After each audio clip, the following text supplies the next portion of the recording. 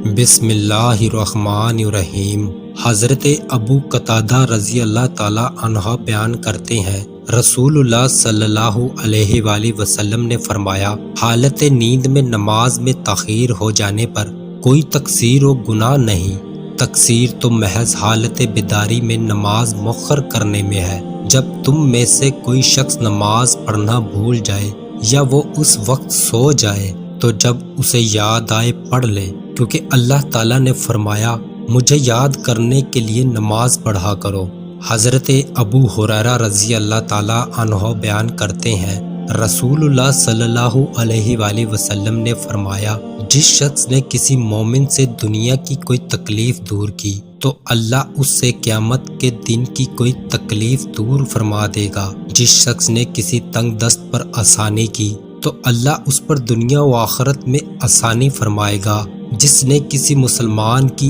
عیب پوشی کی تو اللہ اس کی دنیا و آخرت میں عیب پوشی فرمائے گا۔ اللہ بندے کی مدد فرماتا رہتا ہے جب تک بندہ اپنے بھائی کی مدد کرتا رہتا ہے، اور جس شخص نے طالب علم کے لیے کوئی سفر کیا تو اللہ اس وجہ سے اس کے لیے راہ جنت آسان فرما دیتا ہے۔ اور جب کچھ لوگ اللہ کے کسی گھر میں اکٹھے ہو کر اللہ کی کتاب کی تلاوت کرتے ہیں اور آپس میں پڑھتے پڑھاتے ہیں تو ان پر سکون نازل ہوتا ہے،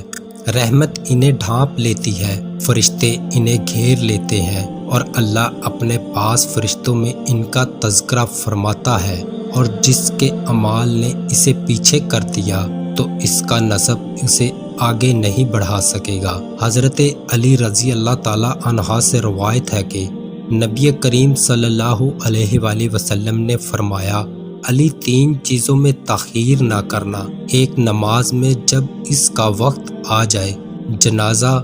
جب تیار ہو جائے، اور بیوہ مطلقہ اور کنواری خاتون کے نکاح میں جب تمہیں اس کا کفو مل جائے۔